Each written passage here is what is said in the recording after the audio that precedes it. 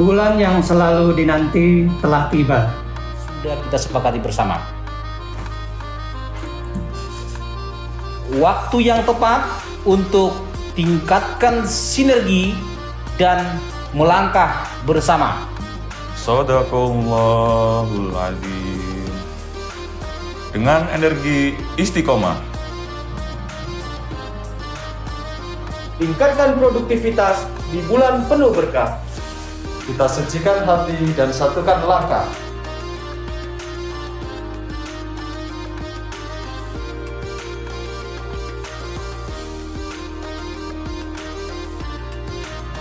Kami, seluruh perwira PT Pertamina Hulu Indonesia, Zona 10 Filbunyu mengucapkan selamat menunaikan ibadah puasa Ramadan 1443 Hijriah.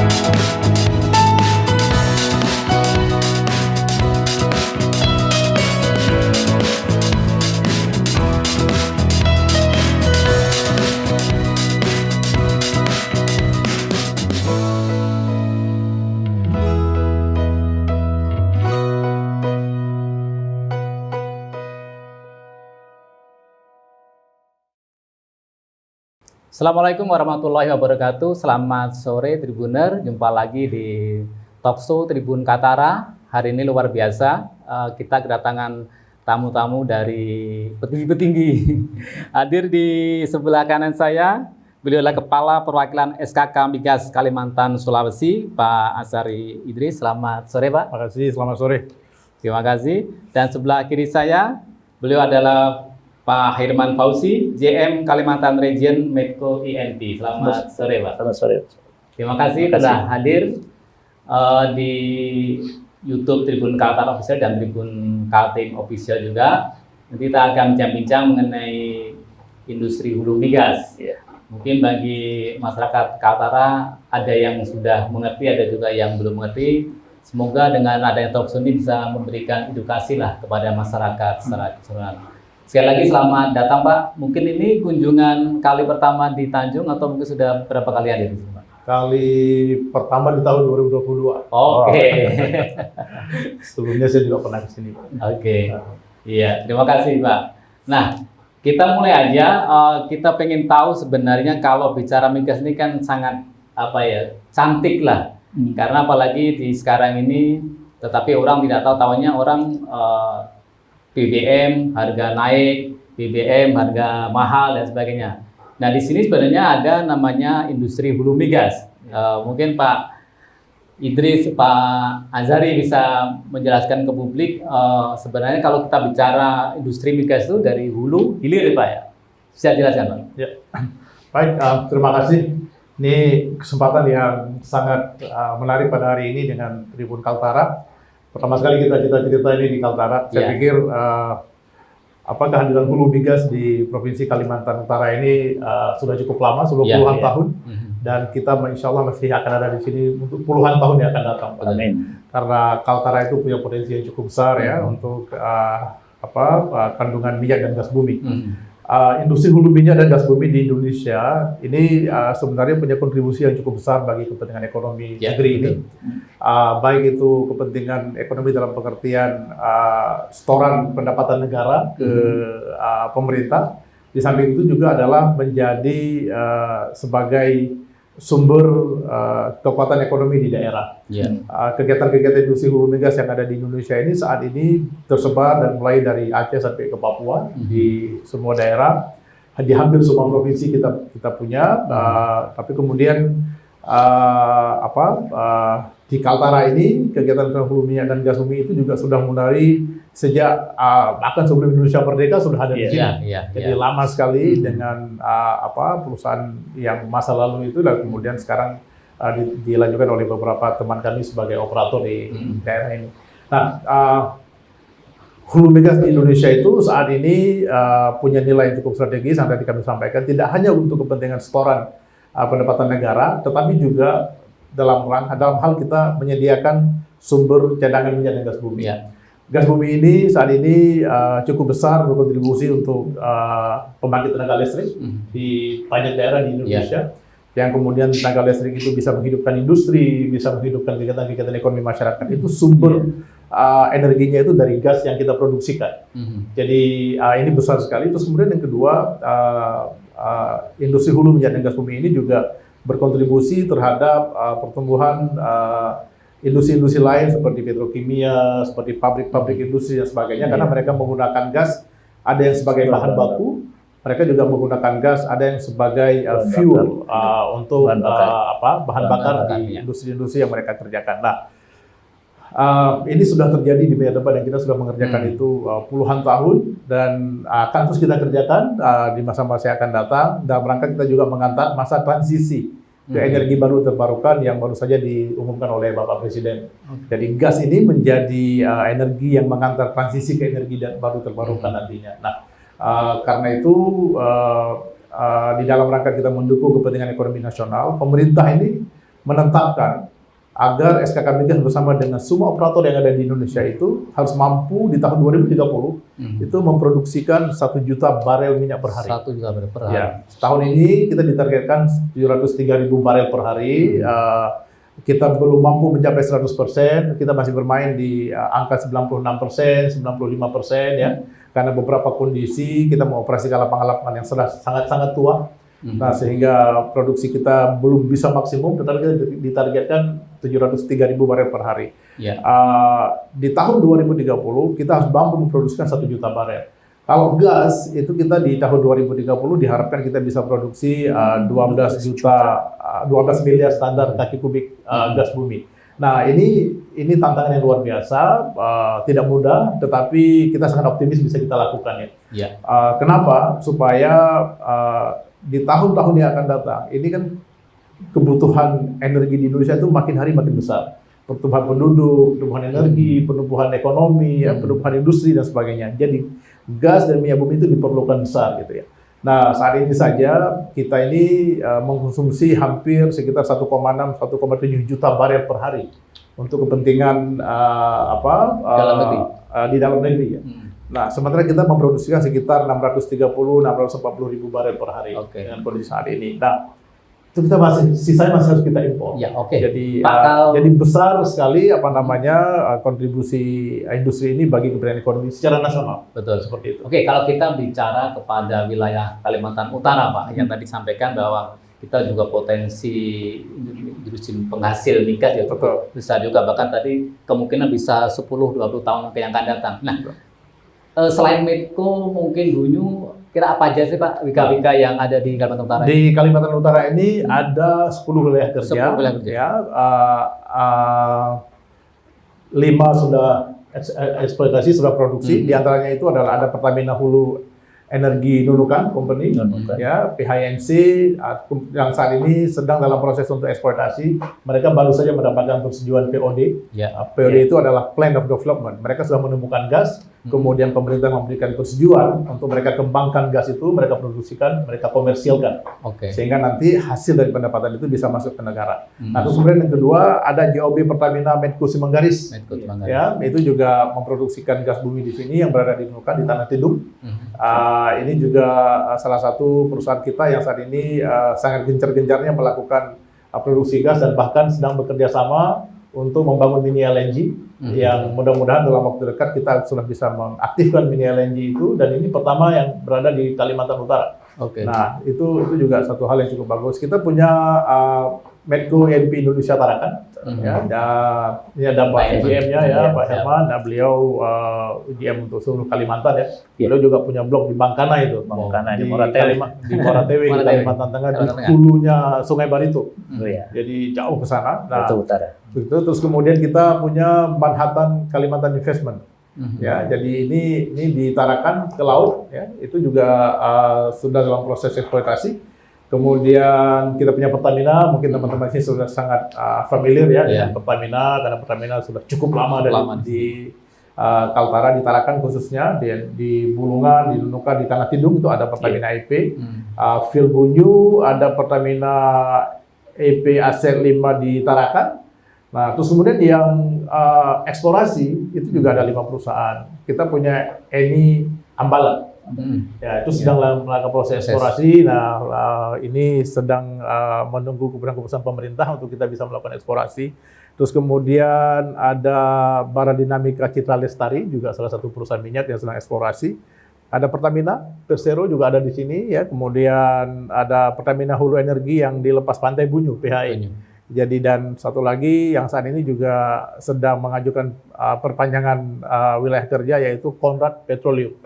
Jadi banyak sebenarnya di Kaltara ya. Jadi kenapa mereka itu ada di sini untuk eksplorasi? Artinya begini, saya sering memberikan contoh orang cari ikan. Kalau di daerah itu biasanya ada tangkapan ikan, kan begitu ya. Nah, jadi sejauh nelayan itu masih nangkap ikan dan pulang masih dapat ikan, sejauh itu di laut itu masih ada ikan. Potensinya masih ada. Masih ada. Nah, sama juga dengan gas bumi ini. Di daerah ini di Kalimantan Utara, jadi teman-teman yang 5 perusahaan tadi saya sebutkan, itu kan sedang memproduksi gas, memproduksi minyak ya. Artinya di daerah ini memang punya potensi. Tinggal nanti yang 5 perusahaan itu yang akan menggali kembali, melakukan seismik, pengeboran dan sebagainya. Nah, kita harapkan mudah-mudahan nanti pemerintah memberikan kontribusi dukungan kepada kita, masyarakat juga memberikan dukungan kepada kita, supaya Nunukan ini bisa menjadi provinsi penghasil yang cukup besar di Indonesia. Setelah mungkin Kalimantan Timur, ya, Jawa Timur, Sumatera Selatan dan mungkin Riau ya. Jadi mungkin Kaltara juga akan masuk salah satu daerah. Pak, kalau dilihat dari potensi yang Bapak sampaikan tadi, memungkinkan nggak bahwa nanti ke depannya mungkin Kaltara juga menjadi tadi sebagai provinsi penghasil migas yang saat ini sudah jadi provinsi penghasil. Cuma barangkali ke depan itu yang paling penting ini adalah bagaimana kita hubungkan gas yang kita temukan di sini itu kita hubungkan dengan pembeli. Itu yang paling penting. Jadi kalau kita temukan gas bumi, lalu kemudian untuk kita bisa kembangkan, kita harus pastikan ada pembelinya. Nah, ini kan Kaltara ini adalah provinsi baru dan saya pikir masih punya potensi untuk pengembangan industri. Contoh misalnya di Kalimantan Timur itu ada industri petrokimia misalnya. Nah, barangkali siapa tahu nanti pemerintah Provinsi Kalimantan Utara juga bekerja sama dengan industri petrokimia yang ada. Kita punya cadangan gas ini bisa dipakai untuk menghidupkan industri di sini. Nah, kalau itu bisa terjadi, itu akan ada ribuan tenaga kerja terserap, ya kan. Kemudian provinsi ini akan terbangun dengan lebih bagus lagi di masa yang akan datang.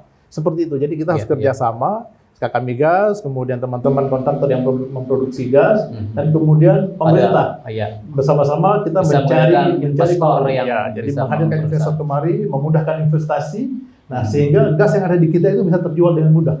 Nah, kalau enggak, kita punya cadangan gas, kita nggak tahu bawa kemana. Nah, Pak Herman, ini saya sampaikan mungkin salah satu sebagai contoh di Kalimantan Tengah, karena posisi sumur gasnya itu jauh tengah dari fasilitas-fasilitas transportasi yang ada, sehingga cadangan yang begitu besar di sana itu tidak bisa terjual dengan maksimum. Kita hanya bisa jual 25 mm hanya untuk listrik.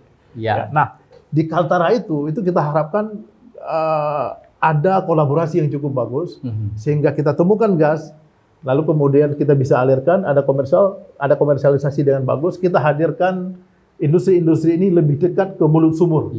Artinya apa? Mulut sumur gas itu ada di Kaltara, hadirkan industri itu ke Kaltara, daripada gas itu kita bawa ke tempat lain. Kalau nanti gasnya jumlah besar, kita bisa LNG kan, kita cairkan, kemudian kita tangkikan, kita bawa ke tempat lain di mana ada yang butuh. Tetapi itu Kaltara rugi. Nah, kalau bisa kita bagaimana kerjasama semua unsur masyarakat, para pimpinan-pimpinan daerah di sini berkolaborasi menghadirkan investor supaya gas kita itu terjual dengan mudah. Dan pendapatan daerah akan berkembang, ekonomi daerah akan berkembang, tenaga kerja juga akan bertambah. Sekarang ke Pak Irman yang bicarakan. Medco termasuk pemain lama juga di sini. Gimana Pak? Bicara dari sisi potensi dan juga kedepannya Medco seperti apa ini? Oke, kalau untuk Medco di Tarakan, di kota Tarakan itu telah beroperasi semenjak 1992. 52. 92. 92. Oke. Itu mengakuisisi waktu itu namanya perusahaan Tesoro. Sekarang lapangan kami di Tarakan itu udah memasuki masa penurunan produksi alami. Banyak usaha-usaha yang dilakukan. Ya, kami walaupun kecil gitu ya di Kalimantan Utara ini gitu ya berproduksi, tapi kami gas kami tadi itu untuk PLN. Untuk PLN di Kota Tarakan, menerangi kota yang disampaikan oleh Pak Azari.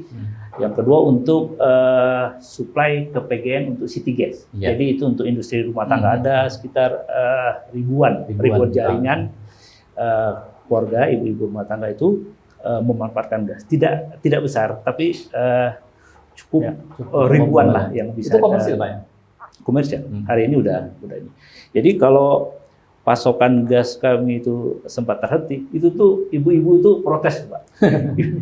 Itu kan masaknya tergabung gitu. Begitu juga Kota Tarakan.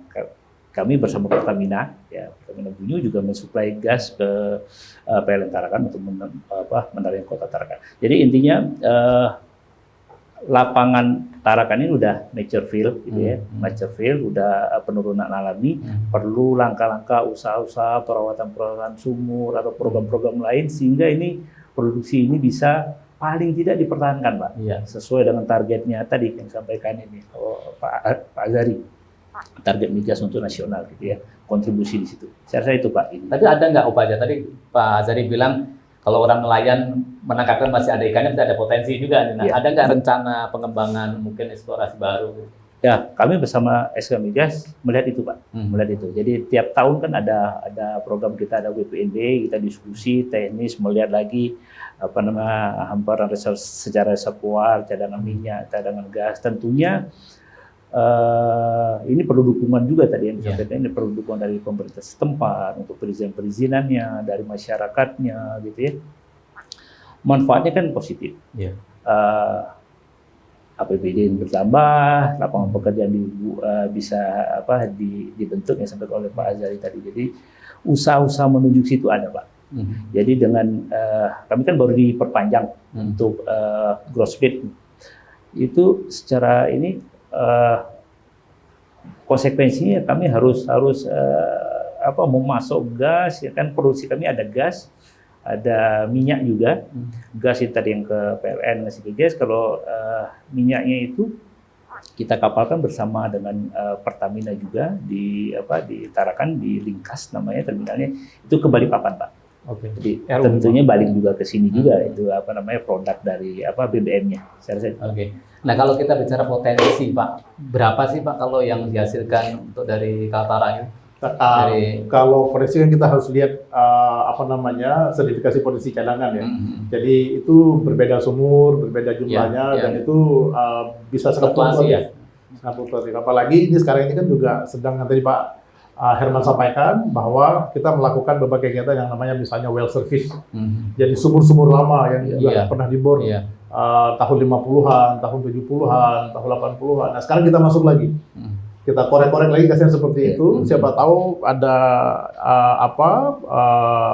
di sana sempat mungkin tertutup atau seperti apa sehingga kita bisa angkat kembali gas itu. Itu adalah usaha-usaha yang tadi disampaikan oleh Pak Herman.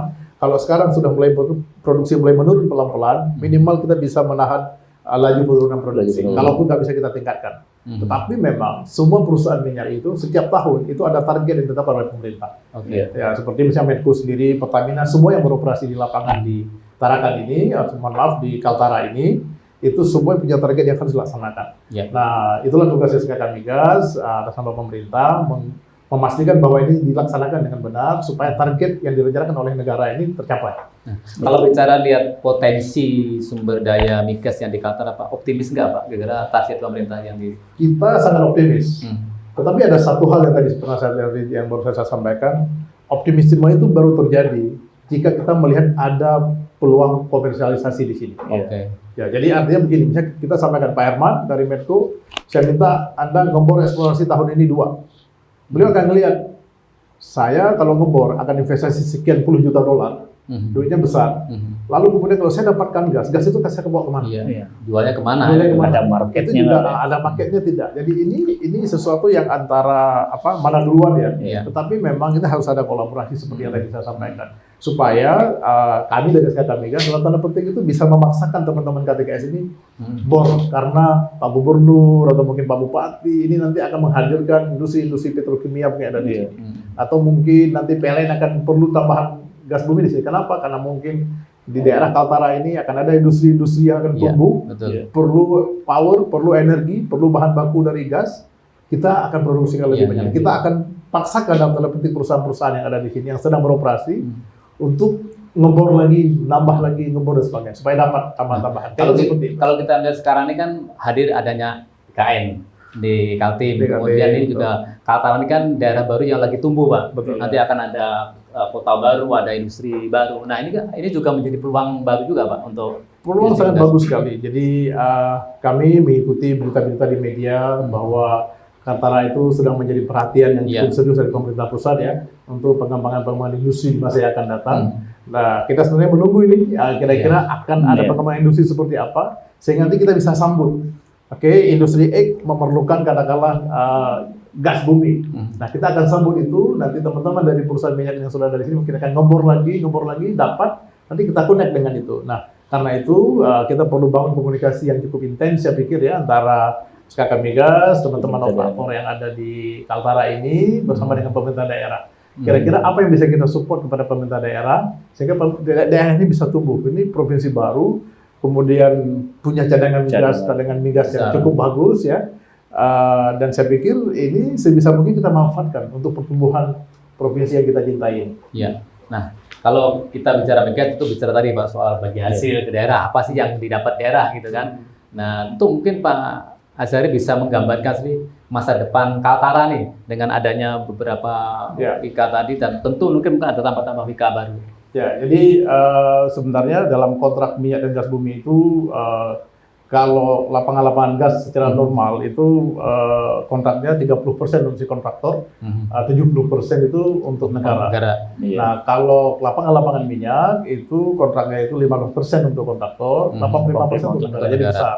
Nah, di beberapa kondisi kontrak itu juga terjadi perubahan, apakah mungkin 35-65, ya mungkin 20-80, tergantung kondisi-kondisi operasional, kesulitan lapangan dan sebagainya, besar investasi dan sebagainya. Jadi itu ada penyesuaian. Nah, besaran bagi hasil yang hak pemerintah itu, di situ itu hak daerah. Daerah dibagi dari situ dan tugas kami dari SKK Migas bersama-sama dengan operator itu mencari minyak dan kami sebanyak-banyaknya. Kita angkat dari perut bumi, kita angkat ke permukaan, lalu kemudian kita jual, kita komersialkan, kita monetisasikan, kita duitin, begitu kira-kira. Nah, setelah kita duitin, kemudian hasil penjualan itu kita store ke negara. Nah, dalam hal ini ada tata atur ada undang-undangnya yang mengatur tentang pengimbangan keuangan pusat daerah. Itu diatur oleh Kementerian Keuangan. Nah, di Kaltara dapat berapa, nanti di provinsi penghasil, kemudian di kabupaten penghasil, ada kabupaten di provinsi penghasil, itu dapat juga. Jadi persentasenya berbeda-beda, itu diatur oleh Kementerian Keuangan. Pak, Anda agak gelitik nih soal daerah penghasil nih. Kan ada namanya WIKA Nunukan. Nah, apakah Nunukan memang daerah Nunukan atau di daerah lain, Pak? Ampun Pak Irman atau Pak WK Nunukan itu namanya namanya. Tapi kan ada di Kaltara dia. Kalau kita lihat secara geografis itu ada di provinsi ini. Kaltara. Ya, apalagi kan Kaltara ini kan pemekaran baru ya. Jadi dulu itu kan masih masuk ke semua Kalimantan Timur. Nah, setelah itu kemudian ini berpisah ya, secara geografis ini berbeda. Lalu kemudian WK Nunukan itu kemudian masuk di sini walaupun namanya itu masih nama Kalimantan Timur kan gitu. Nah, itu nggak ada masalah. Sama kalau di Jawa itu ada Blok Cepu. Cepu itu berada di Jawa Tengah, tapi Blok Cepu itu ada di Jawa Timur. Sumber minyaknya. Kira-kira seperti itu. Jadi itu no issue karena semuanya itu ada catatan di Kementerian Dalam Negeri. Kan Kementerian Dalam Negeri itu yang mengatur tata batas wilayah. Namanya terserah, tapi kemudian ini ada di wilayah Kaltara, duitnya masuk ke sini. Nah, selain bagi hasil dari dana perimbangan, ada namanya PI, Participant Interest, yang selama ini lagi ramai juga di Kaltara nih, karena sudah mulai muncul kan, mulai akan digarap Makanya ada namanya BUMD atau PT Kaltara Migas Jaya. Nah, mungkin juga bisa memberikan gambaran Pak, seperti apa sih yang dimaksudkan PI itu seperti apa dan tahapannya sehingga nanti bisa mendapat dirasakan oleh masyarakat di daerah Kaltara itu.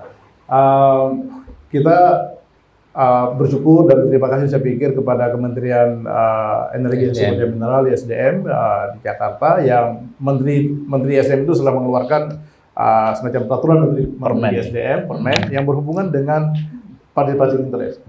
Jadi ada 10% dari nilai investasi itu diberikan untuk daerah secara cuma-cuma. Tapi tidak harus stop duitnya, tapi itu digendong oleh si perusahaan yang melakukan pekerjaan ini.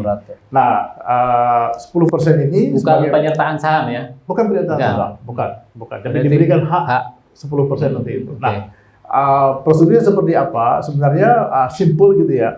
Ini kan urusan bisnis to bisnis nantinya. Nah, karena itu pemerintah mewajibkan perusahaan daerah itu harus dibuat. Dan itu kemudian nanti kita akan connect dengan perusahaan minyak yang akan memberikan partisipasi 10% itu. Itu sudah terjadi di beberapa tempat yang lain, sudah terjadi di Kalimantan Timur dengan Kutai Kartanegara, Jawa Barat juga, kemudian di Jawa Barat juga di ONWJ sudah terjadi. Dan ini punya nilai yang sangat strategis di samping yang tadi itu dana bagi hasil. Kalau dana bagi hasil itu kan masuk ke Kementerian Keuangan dulu baru turun. Kalau PI 10% ini dari perusahaan langsung masuk ke kas daerah. Kas daerah. Seperti itu direct itu.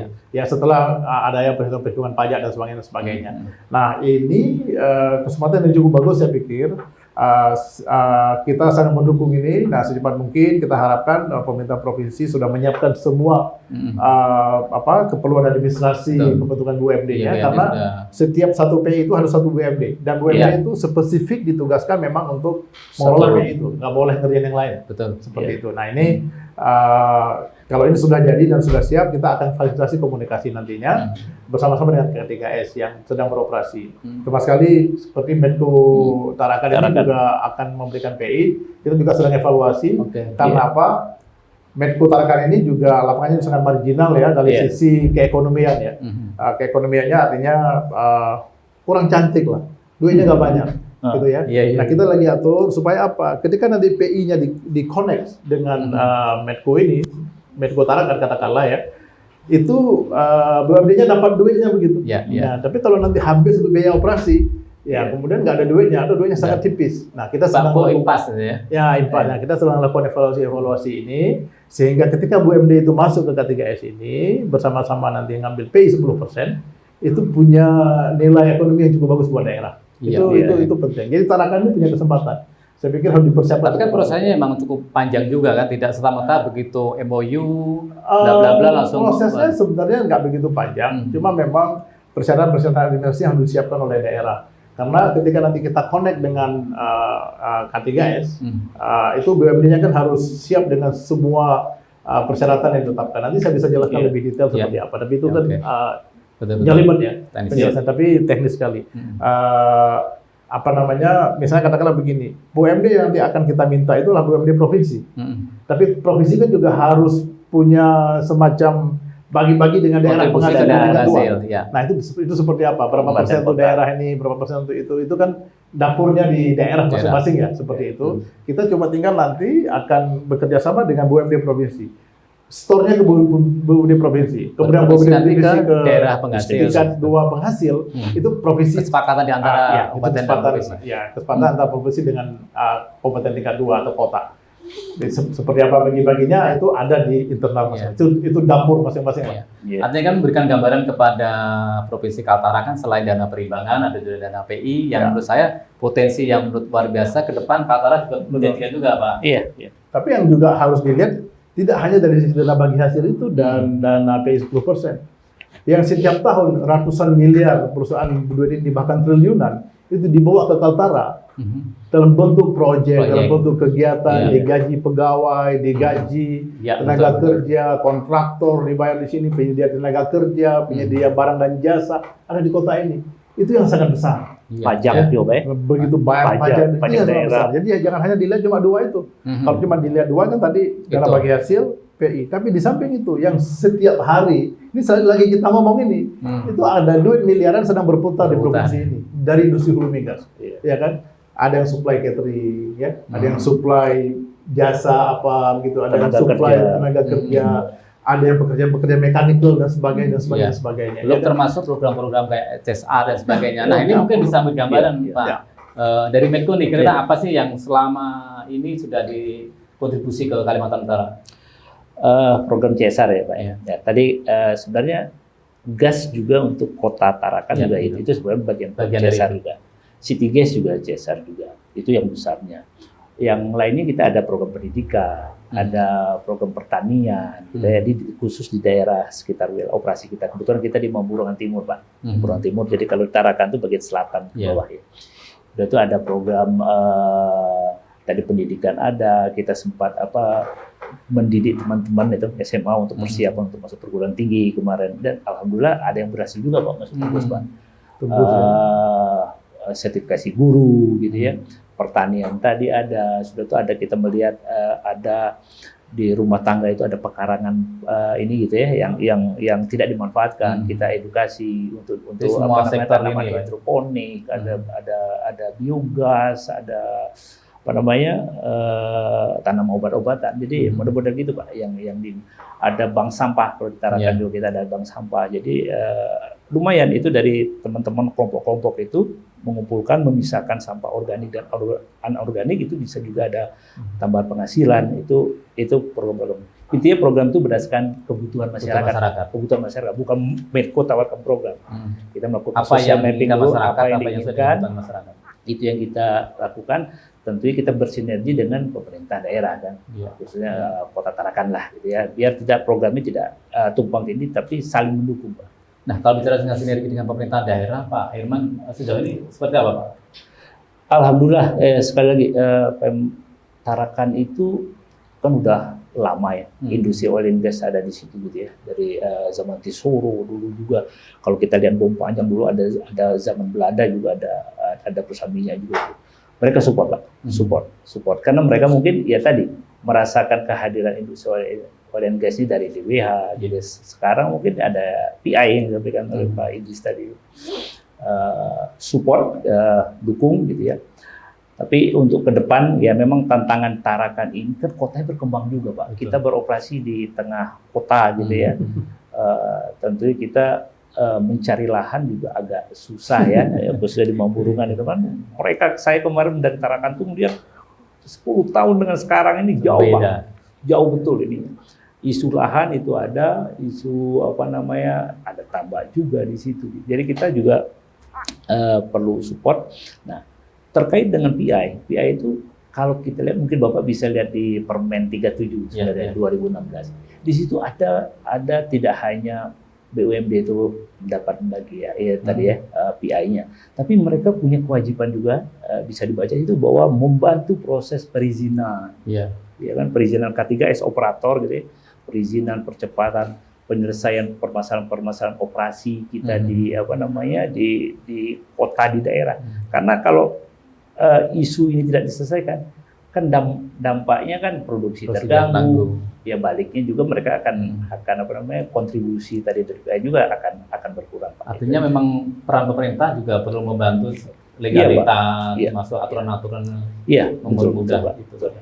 Nah, Kak, mungkin secara overall Pak, kalau dari sisi CSR tadi Pak, selain Menko mungkin dari yang sudah masuk di Sakamkes itu apa yang sudah mereka? Jadi sebenarnya CSR itu kan memang sebuah kewajiban yang harus dilakukan oleh semua teman-teman yang beroperasi dimanapun beroperasi.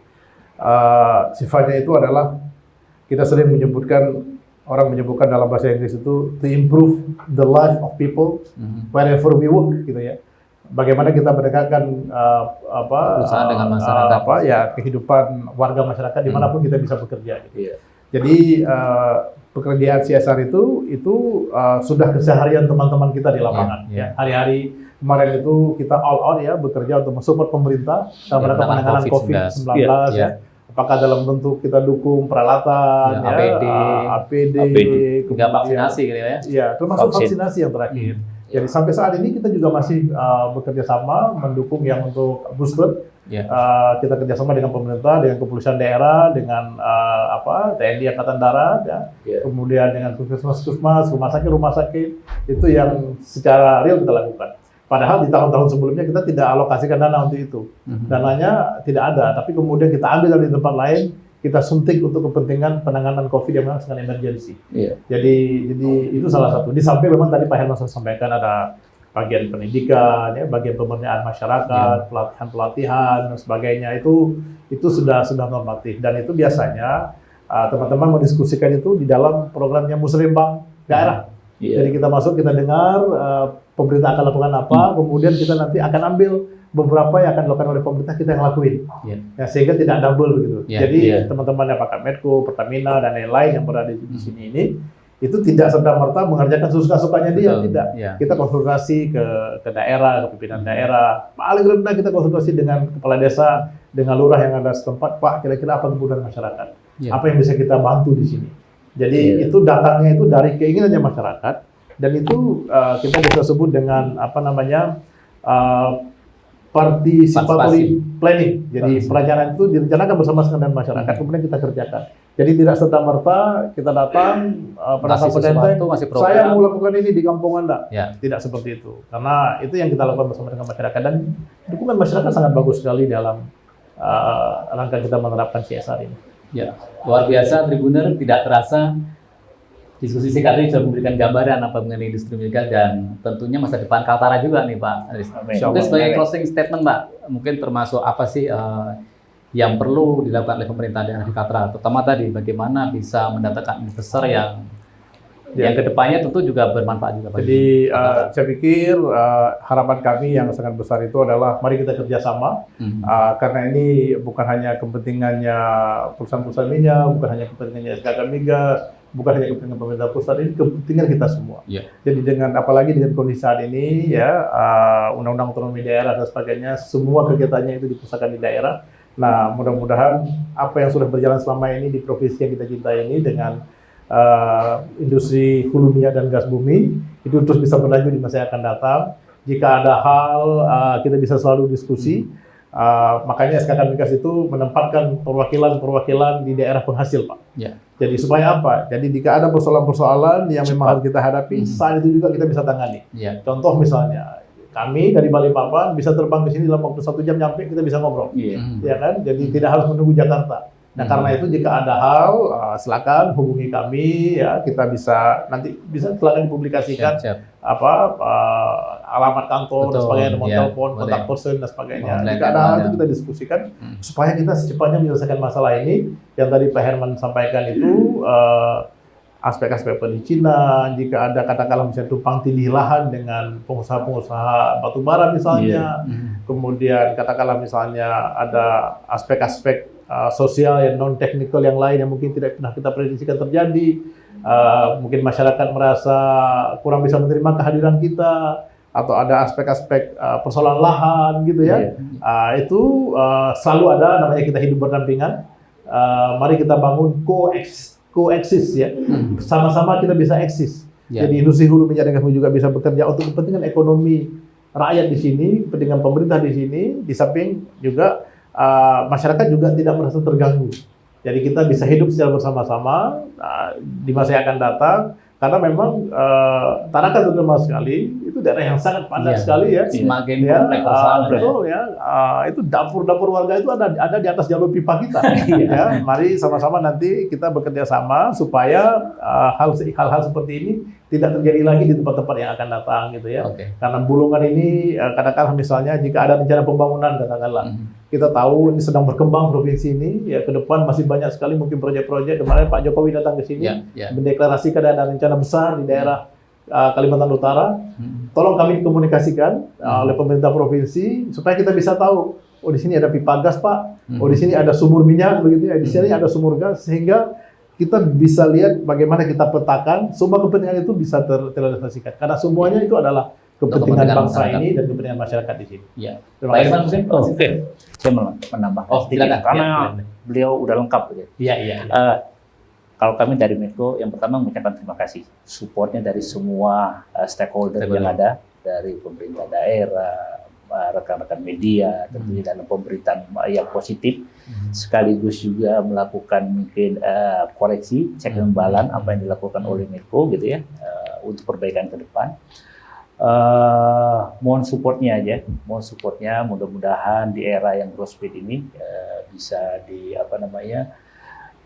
produksi bisa dipertahankan sesuai dengan target nasional untuk Medco yang tadi sampaikan oleh Pak Azari. Saya rasa itu. Terima kasih semuanya. Siap. Oke, makasih Pak Herman, Pak Azari.